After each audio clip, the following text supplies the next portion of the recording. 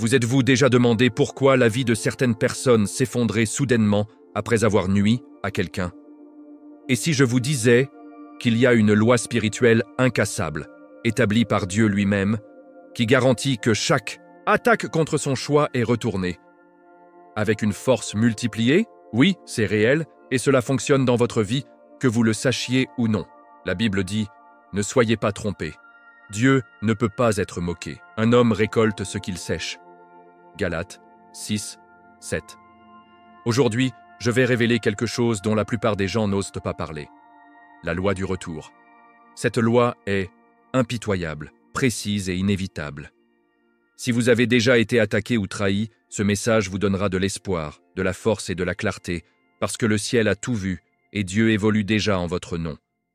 Mais soyez avertis, si vous avez été le seul élu Dieu, il est temps d'arrêter, de vous repentir et de changer votre cours avant le retour du retour. Dur. Dans les prochains instants, vous comprendrez pourquoi ceux qui attaquent les choisis sont toujours confrontés à des conséquences, que ce soit par des relations brisées, une perte de paix ou une intervention divine. Ce ne sont pas des représailles humaines. C'est la loi spirituelle au travail, supervisée par Dieu, confirmée dans la Bible et illustrée par Jésus-Christ lui-même. Alors, restez avec moi jusqu'à la fin de ce message, car ce que je vais partager pourrait radicalement transformer votre compréhension de la justice, de la foi et de votre relation avec Dieu. Ne manquez pas cela. Cela pourrait être le réveil spirituel que vous attendiez. Avant de plonger, assurez-vous de vous abonner à cette chaîne, appuyez sur la cloche de notification et préparez-vous. La vérité sur la loi du retour est sur le point de secouer votre âme et de libérer votre esprit. Laissez-moi vous emmener dans un voyage spirituel, mon cher ami. Imaginez ceci, chaque mot que vous parlez, toutes les intentions que vous nourrissez, et chaque action que vous prenez, que vous soit cachée ou publique, entre en mouvement une loi spirituelle. Incassable, c'est la loi du retour, un mécanisme divin établi par Dieu lui-même. C'est aussi réel et inévitable que la gravité, mais beaucoup vivent ignorant sa profonde influence. Selon la Bible, ne soyez pas trompés, Dieu ne peut pas être moqué. Un homme récolte ce qu'il cède. Galates 6, 7. Cette écriture le montre clairement. L'univers, sous la souveraineté de Dieu, fonctionne avec une précision parfaite. La foi, la Bible, Jésus-Christ et Dieu sont tous interconnectés dans ce processus éternel. Maintenant, imaginez attaquer quelqu'un qui est choisi par Dieu. Cela peut sembler juste, un autre conflit humain, mais c'est beaucoup plus grave dans le domaine spirituel. Lorsque quiconque, intentionnellement ou imprudemment, nuit à Dieu choisi, il n'offense pas seulement une personne, il défier l'affectation même que Dieu a accordée à cet individu. La Bible montre qu'un tel défi ne passe pas inaperçu. Il est rencontré une réponse qui n'est pas motivée par les représailles humaines, mais par la justice divine. Pensez aux propres paroles de Jésus-Christ dans Matthieu 7, 2. « Car de la même manière que vous jugez les autres, vous serez jugés. » Cela souligne que la loi de Dieu garantit que chaque action, en particulier contre ses rendements choisis, se multipliait. Voici où les choses deviennent encore plus à réfléchir. La loi du retour ne joue pas les favoris. Il ne vous pose pas de questions sur votre affiliation religieuse, votre origine culturelle ou si vous croyez même en Dieu. Comme la gravité spirituelle, elle tire avec une force silencieuse mais irrésistible. La foi en cette loi n'est pas facultative. C'est la reconnaissance du fonctionnement du monde spirituel. La Bible est remplie de preuves de cela, et Jésus-Christ a souvent mis en garde contre les conséquences de chaque mot et acte. Cette loi amplifie les actions, donc si vous semez la gentillesse, attendez-vous à une grâce abondante. Si vous semez du mal, préparez-vous à des conséquences multipliées. C'est le design de Dieu, car il est juste. Mais voici une révélation pleine d'espoir. Pour ceux qui marchent dans l'alignement avec les desseins de Dieu, cette loi sert de protection. Cela garantit qu'aucune injustice ne restera sans réponse, aucune attaque malveillante ne restera sans réponse. La foi que vous tenez, ancrée dans la Bible et en Jésus-Christ, vous place sous une couverture divine. Même lorsque d'autres tentent de nuire ou de vous saper, Dieu n'est pas aveugle à leurs intentions. Cette connaissance devrait vous enhardir à continuer votre marche avec Dieu, sachant que sa loi est votre défense. Romains 12, 19 nous réconforte. Ne vous vengez pas, car il est écrit « C'est à moi de venger, je rembourserai », dit le Seigneur.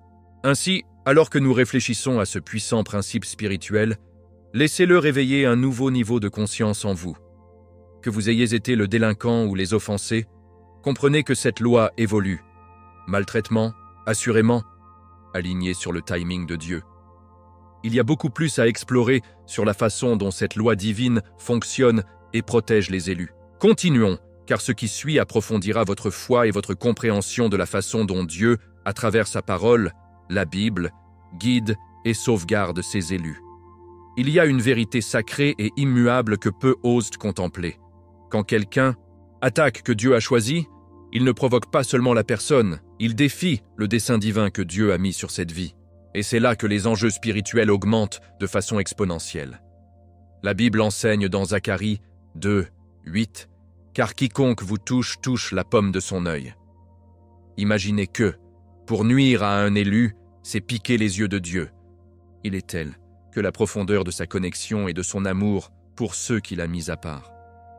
La foi nous assure que la Bible, Jésus-Christ et la nature protectrice de Dieu s'entrelacent de manière transparente ici, garantissant que la justice divine est inévitable. Mais soyons clairs, il ne s'agit pas de représailles humaines, il ne s'agit pas d'obtenir ou de chercher une vengeance. Non, mon cher ami, il s'agit d'un principe cosmique, la loi spirituelle de Dieu au travail. Jésus-Christ a illustré cela quand il a dit à Pierre dans Matthieu 26, 52 « Retournez votre épée à sa place, car tous ceux qui dessinent l'épée mourront par l'épée. » Les choisis n'ont pas besoin de combattre leur bataille. Dieu le fait pour eux par cette loi de retour. Chaque infraction contre eux déclenche cette loi, qui répond avec une précision absolue, des actions de retour, bien que le bien ou le mal ont changé. Pensez-y en termes pratiques. Avez-vous déjà vu quelqu'un nuire à une autre avec une intention malveillante, seulement pour vivre plus tard des revers inexplicables? Relations rompues, pertes financières, détérioration de la santé? Ce ne sont pas des malheurs aléatoires. Ce sont des manifestations de la loi du retour au travail. Bien que le monde puisse le rejeter comme coïncidence, ceux qui vivent par la foi, étudient la Bible et font confiance en Jésus-Christ le savent de mieux. Dieu est juste et ses lois sont immuables. Ecclésiaste 12, 14 nous assure « Car Dieu portera chaque acte en jugement, y compris chaque chose cachée. » De plus, il est important de comprendre que cette loi ne se précipite pas. Il ne répond pas avec des explosions impulsives, mais se déplace avec un timing divin. Parfois, les conséquences pour attaquer les choisis peuvent ne pas se manifester immédiatement. Ils peuvent rester en sommeil pendant des années, pour émerger lorsqu'ils sont le moins attendus. Mais rassurez-vous, ils viendront. Et quand ils le feront, ils seront un témoignage clair du fonctionnement de Dieu, des enseignements de Jésus-Christ et de la vérité de la Bible. La foi dans ce processus renforce notre patience et notre confiance en la justice parfaite de Dieu. Ainsi, mon ami, tel que vous réfléchissez à cela, réalise l'immense poids de s'engager avec ou d'opposer quelqu'un choisi par Dieu. Ce n'est pas une question légère, c'est une transaction spirituelle avec les ramifications éternelles. Et pourtant, il y a la grâce. Pour ceux qui reconnaissent leurs faux pas et se retournent vers Dieu, la rédemption est toujours possible par la foi, comme la Bible et Jésus-Christ nous apprennent si profondément. Mais nous explorerons ce chemin plein d'espoir plus tard. Pour l'instant, approfondissons la compréhension du pouvoir et de la portée profonde de cette loi incassable. Plongeons encore plus profondément dans l'ampleur de cette loi divine, mon cher ami. La loi du retour ne fonctionne pas dans les limites des systèmes humains. Aucune étiquette religieuse, fond culturel ou croyance personnelle ne peut exempter quiconque de sa portée. C'est comme la gravité spirituelle. Impartiale, invisible, mais indéniablement efficace. La Bible dit dans Job 34, 11 « Ils remboursent tout le monde pour ce qu'ils ont fait. Ils leur apportent ce que leur conduite mérite. » Ce n'est pas seulement la justice poétique, c'est la conception divine. La foi, la Bible, Jésus-Christ et Dieu confirment tous la certitude de ce principe, nous donnant un cadre pour comprendre comment l'univers fonctionne sous la règle souveraine de Dieu. Ce qui me fascine le plus, c'est comment cette loi fonctionne, silencieusement, souvent sans que personne ne se rende compte qu'elle est en mouvement. Ce n'est pas comme les systèmes juridiques humains qui nécessitent des preuves, des témoins ou des tribunaux. La loi du retour est alimentée par la nature omnisciente de Dieu. Il voit au-delà des actions, directement dans les intentions et les motivations. Hébreux 4,13 nous rappelle « Rien dans toute la création n'est caché à la vue de Dieu ». Cela signifie chaque pensée secrète, chaque mot chuchoté et chaque acte caché est déjà pris en compte par cette loi. Il se déplace régulièrement, garantissant que les fidèles reçoivent des bénédictions, et ceux qui agissent avec malveillance sont confrontés à des conséquences inévitables. Et voici une nuance beaucoup surplombe. Le rendement peut être retardé, mais il ne manque jamais, jamais. Parfois, ceux qui nuisent aux autres peuvent sembler prospérer temporairement. Ils pourraient même se vanter de leurs actions, croyant qu'ils ont échappé au jugement. Mais les Écritures nous rassurent dans Ecclésiaste 8:11. Lorsque la phrase pour un crime n'est pas rapidement réalisée, le cœur des gens est rempli de programmes pour faire du mal. Pourtant, le timing de Dieu est parfait. La foi nous permet d'attendre patiemment, sachant que Jésus-Christ a déjà assuré la victoire pour ceux qui sont alignés sur les desseins de Dieu. Les manifestations de cette loi sont aussi variées que la vie elle-même. Il peut provenir de la perte financière, des troubles émotionnels, de la stagnation ou des relations brisées. Certains peuvent perdre entièrement leur paix, se retrouvant dans un état d'insatisfaction perpétuelle. Ces conséquences peuvent ne pas être aussi visibles que les coups de foudre ou les tremblements de terre, mais ils sont profondément ressentis. Une érosion interne que seuls ceux qui vivent par la foi et étudient la Bible peuvent pleinement reconnaître. C'est pourquoi Jésus-Christ a souvent enseigné la condition du cœur, soulignant dans Matthieu 12,35 qu'un homme bon fait sortir de bonnes choses du bien stocké en lui. Donc, comme vous saisissez le vaste pouvoir et la portée de cette loi, rappelez-vous, il ne se limite pas au seul, il gouverne tout le monde, partout, tout le temps. C'est la façon dont Dieu d'assurer l'équilibre et la justice tout au long de la création. Et c'est profondément rassurant pour quiconque marche dans la foi, guidé par la Bible et les enseignements de Jésus-Christ. Mais il y a plus à découvrir comment cette loi protège uniquement les élus, les distinguant sous une couverture divine. Passons en avant cette révélation ensemble. Voici où le récit devient encore plus personnel et profond, mon cher ami. Ceux que Dieu a choisis portent une affectation divine, une mission sacrée complexe dans le tissu de leur existence. Et avec cette mission vient quelque chose de vraiment extraordinaire, la protection divine. La Bible le décrit de façon vivante, dans le psaume 91:4. « Il vous couvrira de ses plumes, et sous ses ailes, vous trouverez refuge. » Quelle belle image de l'engagement de Dieu. La foi en cette protection est essentielle, et elle est confirmée dans toute la Bible, renforcée par la vie et les enseignements de Jésus-Christ, et constamment exécutée par la main de Dieu. Attaquer quelqu'un sous cette couverture divine n'est pas une infraction ordinaire. Cela s'apparente à se tenir debout dans une opposition directe avec la volonté de Dieu. Vous vous souvenez de la poursuite de Pharaon de Moïse ?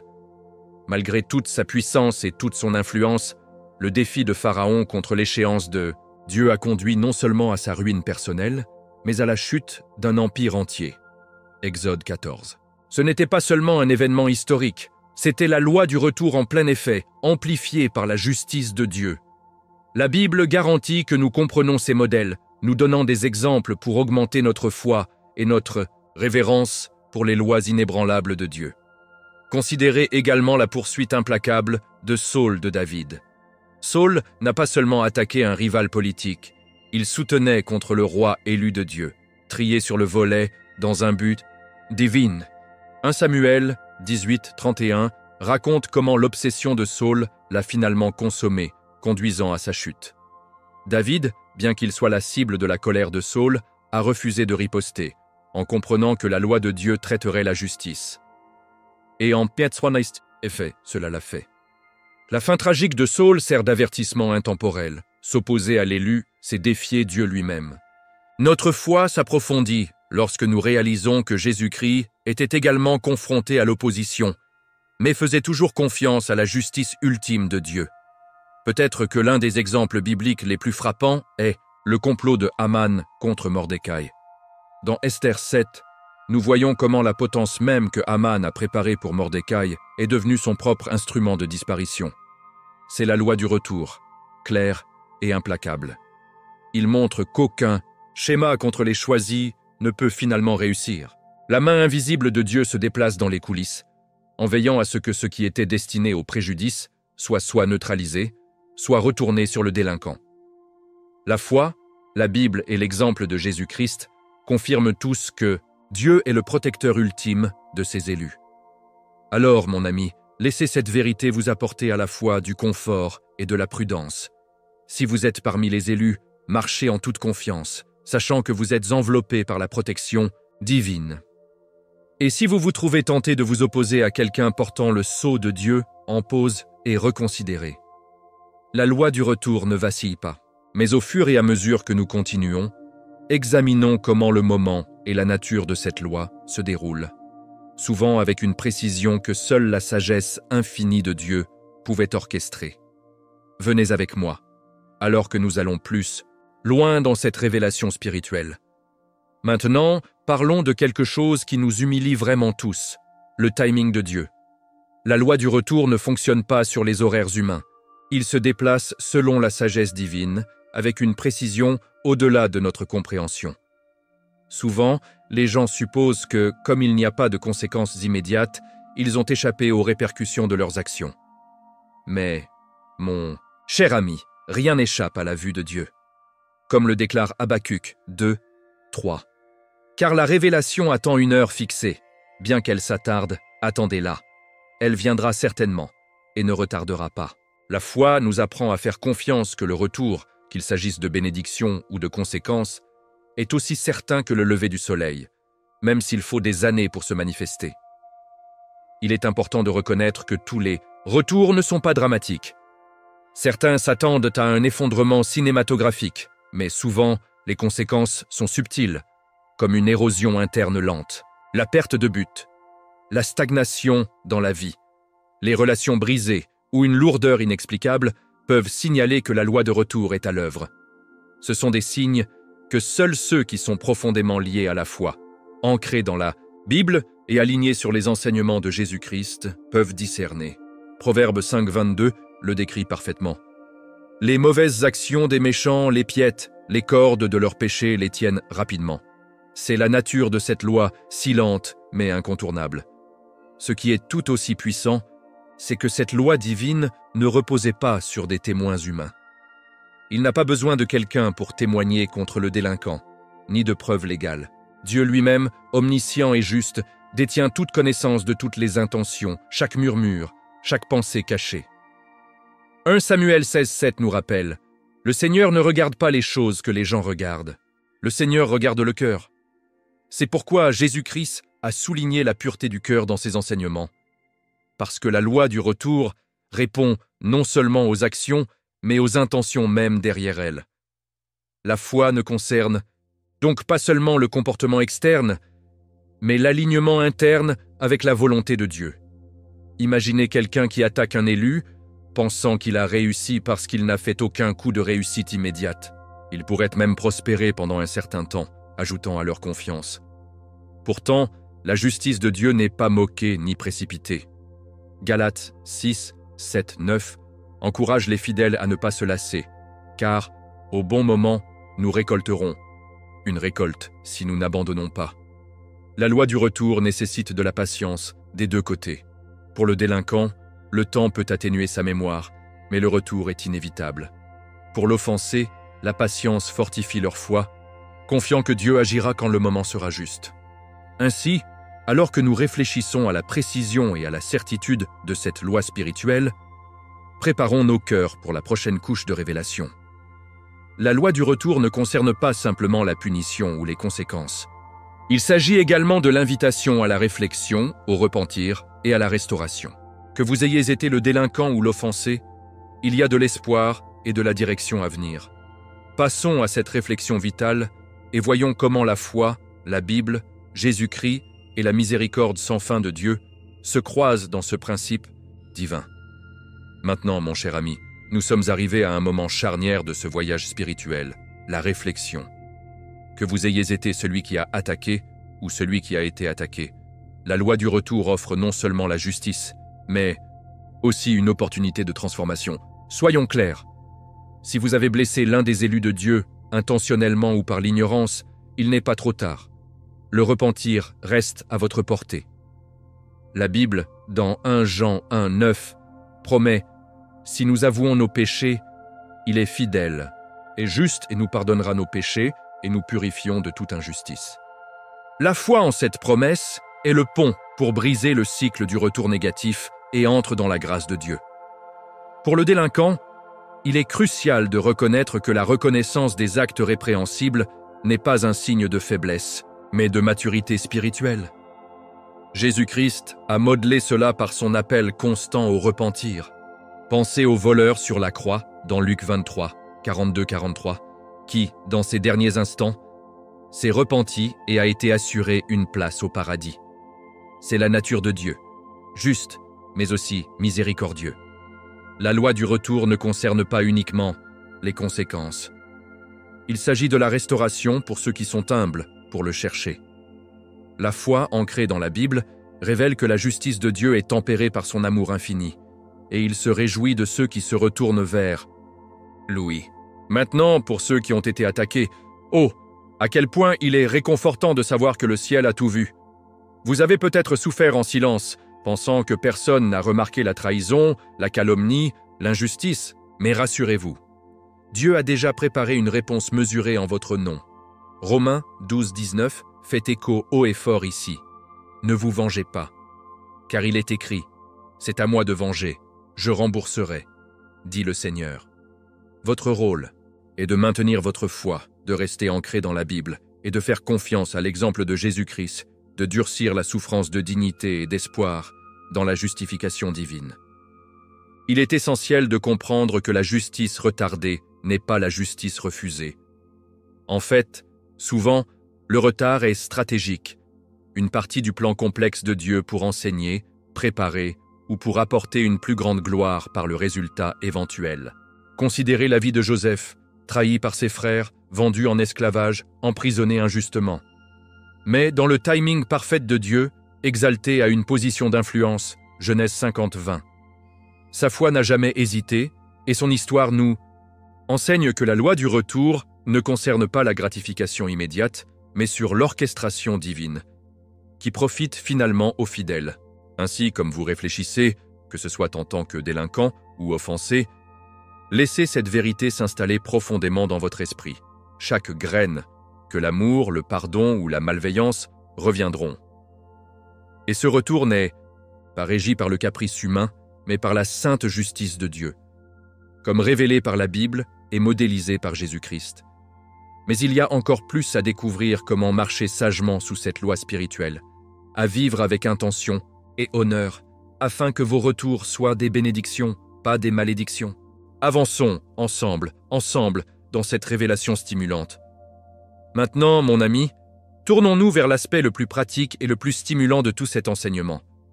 Comment marcher en alignement avec la loi du retour? Il ne s'agit pas de peur, mais de sagesse. La Bible le rend clairement dans Proverbe 4, 7.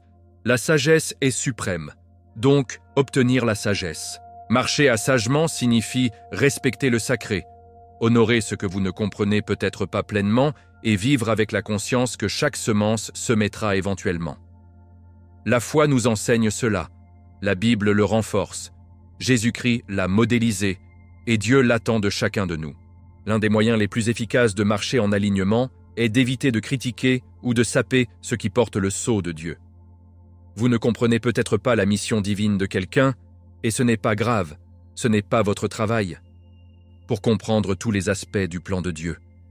Mais il est de votre responsabilité de l'honorer. Pensez au refus de David de nuire à Saul, même lorsque Saul le traquait injustement. 1 Samuel 24, 6. David a dit « Je ne lèverai pas ma main contre mon maître, car il est loin du Seigneur. » C'est l'alignement, c'est la sagesse. La foi nous déplace vers cette même posture, de respect, de retenue et de confiance dans la souveraineté de Dieu. Parlons également de semis. Chaque acte d'amour, de pardon de générosité ou même de malveillance est une graine. Galates 6, 9 encourage. Ne nous lassons pas en faisant le bien, car au bon moment nous récolterons une récolte. Si vous désirez un retour de bénédiction, semez les bénédictions.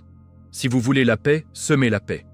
Jésus-Christ a enseigné cela magnifiquement dans Matthieu 5, 7. Bénis sont les miséricordieux, car ils seront montrés miséricorde. La loi du retour n'est pas simplement punitive, c'est profondément génératif. Dieu l'a conçu pour récompenser ceux qui vivent dans l'alignement avec sa volonté, comme l'ont révélé la foi et les Écritures. Vivre avec intention signifie devenir hyper conscient de vos actions, de vos pensées et même de vos paroles.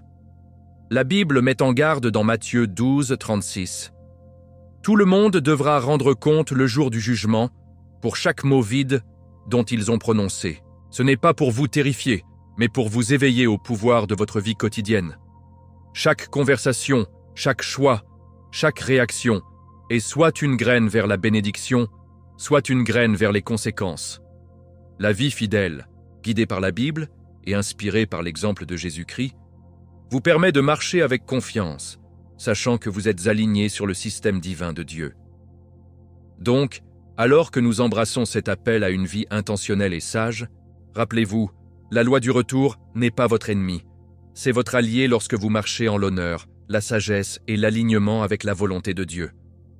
Mais avant de conclure, il y a encore une dernière accusation à considérer, une dernière clé pour sceller cette révélation dans votre vie. Embrassez votre responsabilité de semer activement le bien pour que la loi du retour fonctionne pour vous, pas contre vous. Passons à cette dernière charge ensemble. Nous voici, mon ami, à l'aboutissement de ce voyage spirituel. Un moment de réflexion et d'activation. La loi du retour n'est pas simplement un principe passif qui vous arrive, c'est une invitation à vivre avec l'honneur et la responsabilité. La Bible nous invite à Jacques 1,22. N'écoutez pas simplement le mot et te trompez-vous, faites ce qu'il dit. C'est votre charge. Pas seulement pour éviter le mal, mais pour semer activement et intentionnellement ce qui est bon, noble et aligné sur les buts de Dieu. La foi nous rappelle que chaque action résonne dans l'éternité, résonnant à travers les couloirs du ciel et de la terre. Permettez-moi de vous encourager à affirmer cette profonde vérité à haute voix en ce moment. Lo que siembro regressara con poder. Ce que je pus reviendra avec le pouvoir. Ce n'est pas seulement un mantra, c'est une déclaration de votre engagement à vivre une vie enracinée dans la foi, ancrée par la Bible, suivant l'exemple de Jésus-Christ et guidée par les principes immuables de Dieu. En semant l'amour, la générosité, le pardon et la vérité, vous activez la loi du retour au travail en votre faveur, libérant non seulement les bénédictions de votre propre vie, mais sur les générations à venir. C'est le pouvoir de la responsabilité spirituelle. Il est important de réaliser que cette loi est toujours en mouvement. Que vous en soyez conscient ou non, les graines sont semées chaque jour à travers vos paroles, vos actions et même vos pensées. Jésus-Christ a rendu ce cristal clair quand il a dit dans Luc 6,38 « Donnez et il vous sera donné. Car avec la mesure que vous utilisez, elle vous sera mesurée. » La loi du retour concerne donc autant la générosité intentionnelle que de se protéger contre les actes nuisibles. La foi nous oblige à vivre consciemment, en nous assurant que notre grand livre spirituel est rempli d'actes qui glorifient Dieu et édifient les autres. De plus, rappelez-vous que la justice divine n'oublie jamais, ne manque jamais et n'est jamais en retard. Il se déplace à la vitesse de la sagesse parfaite de Dieu, garantissant que ce que vous semez en secret sera récompensé ouvertement, comme Jésus-Christ l'a enseigné dans Matthieu 6, 6. Laissez cela vous inspirer non seulement pour éviter les actes répréhensibles, mais pour devenir une force implacable pour le bien dans le monde. Chaque mot aimable, chaque coup de main, chaque instant de pardon est une graine qui vous reviendra, multipliée par la grâce de Dieu, authentifiée par les vérités de la Bible et modélisée parfaitement par Jésus-Christ lui-même.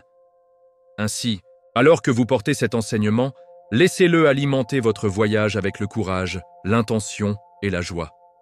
Vous n'êtes plus un participant passif dans les circonstances de la vie, mais un semeur actif du destin. La foi, la Bible, Jésus-Christ et Dieu sont vos compagnons sur ce chemin sacré. Et avec cela, nous mettons fin à cette révélation, mais pas une fin. pour le voyage de vivre par la loi de retour est une aventure à vie, remplie d'occasions, de bien semer et de récolter abondamment. Maintenant, préparons-nous à envelopper ce message avec une introduction puissante qui attirera les autres dans cette vérité qui change la vie. Maintenant, je veux avoir de vos nouvelles. Avez-vous déjà vécu la loi du retour dans votre propre vie? Peut-être que vous avez vu quelqu'un récolter les conséquences de ses actions, ou peut-être que vous avez vu comment vos propres graines, bons ou mauvaises, sont revenues vers vous. Partagez votre expérience dans les commentaires ci-dessous.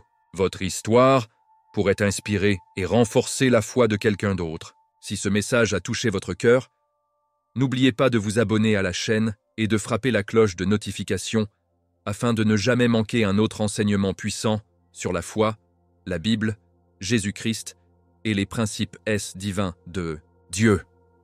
Assurez-vous également de regarder la prochaine vidéo qui s'apprête à apparaître sur votre écran. Cela vous emmènera encore plus profondément dans les mystères de la justice de Dieu et comment vous pouvez aligner votre vie avec ces lois inébranlables. Merci d'être ici avec moi aujourd'hui. Que Dieu vous bénisse richement et jusqu'à la prochaine fois, c'est José qui se déconnecte. Restez forts, restez fidèles et continuez à semer des graines qui reviendront avec le pouvoir.